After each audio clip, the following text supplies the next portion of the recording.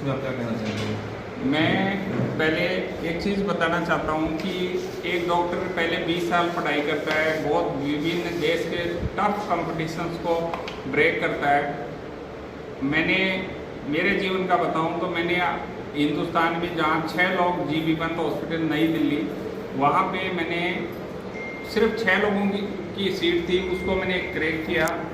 उसके बाद में इतना हाई वॉल्यूम सेंटर पे मैं ट्रेंड हुआ।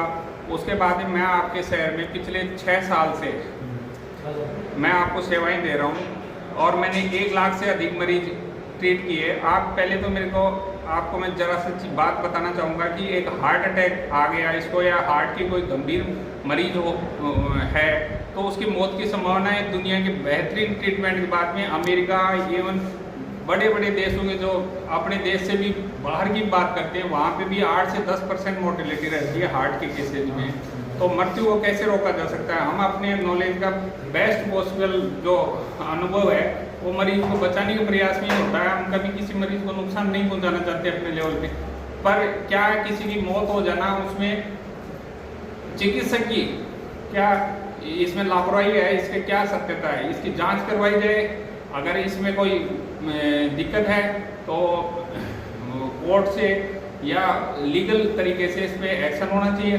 दूसरा, अगर हम गलत नहीं हैं तो इन अराजक तत्वों के जो दिल्ली हॉस्पिटल के बाहर इस तरह से न्यूसेंस करते हैं इनके खिलाफ प्रशासन को कार्रवाई करनी चाहिए ताकि भविष्य में इस तरह की घटनाएं ना हो। आप देखिए, आज मैं दिन में 50-60 मरीज को ट्रीट करता, उनका इलाज करता, मुझे आज काम छोड़ के मुझे मेरे अस्पताल में देखो सभी चिकित्सक भाई बंधु इस काम को लेकर परेशान है। क्या ये समाज के लिए हितकारी है?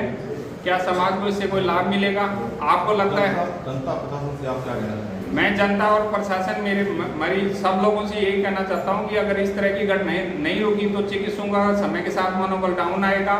जब गंभीर केस होंगे तो लोग हिचकिचाएंगे, उनमें काम करने की परिस्थिति में वो बैकफुट पे जाएंगे, जिससे अपना समाज के सभी लोगों को इसका नुकसान भुगतना पड़ेगा क्योंकि ये अराजक तत्व है किसी एक्सटॉर्शन के लिए, किसी अपने मोटिव के लिए। दूसरा, आप इस मामले में देख रहे हैं कि ये बंदा जो भी है वो आयुष्मान हॉस्पिटल को पहले भी 3 बार टारगेट कर चुका है, बार बार पैसे की डिमांड करता है, एक्सटॉर्शन करता है हॉस्पिटल पे, हॉस्पिटल प्रशासन पे दबाव बनाता है इस तरह की न्यूसेंस करके। तो मैं सभी लोगों से, बीकानेर वासियों से निवेदन करता हूँ कि इस पर उचित कार्रवाई होनी चाहिए। जैसा कि डॉक्टर साहब अभी आपने कहा कि ये बंदा 30 बार टारगेट कर रहा है, तो आपके पास इसके कुछ ठोस सबूत भी होंगे? हाँ, मेरे पास ठोस सबूत है। ये पिछली बार आए थे मेरे अस्पताल में तो इनके ऊपर कोर्ट से एक लगभग 80 से 90 हज़ार रुपये का इन पे जुर्माना लगा था। बाकायदा कुड़की होके इनसे कोर्ट ने मुझे वो पैसे मेरे वापस दिलाए थे। हर बार हॉस्पिटल में बिल कम कराने के लिए या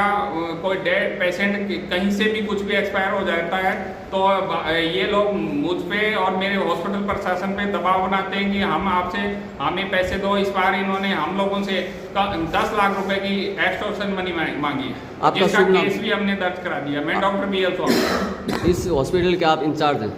मैं इस हॉस्पिटल में एज ए कार्डियोलॉजिस्ट काम करता हूँ जी।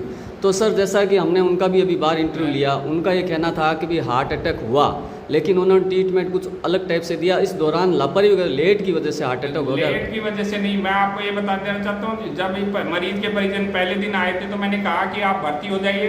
ये लोग उस दिन भर्ती नहीं हुए, अपने घर चले गए। इन्होंने खुद ने डिले किया। डिलेड जब मरीज सीरियस हो गया तब मेरे पास ये लेट आए, जबकि पहले दिन जब आए थे तभी मैंने इनको कह दिया था। इनका प्रीवियस वीडियो आप देखिए जिसमें ये खुद बोल रहे हैं कि हमारे घर में काम था तो हम घर चले गए थे। तो इन सभी वाक्यों से मालूम पड़ता है कि आज हमने पक्ष विपक्ष दोनों का इंटरव्यू लिया, उसमें हमें ये महसूस हो रहा है कि जहाँ एक तरफ डॉक्टर हैं, बाहर के कुछ जो हैं आंदोलनकारी वो भी कह रहे हैं डॉक्टर एक भगवान है।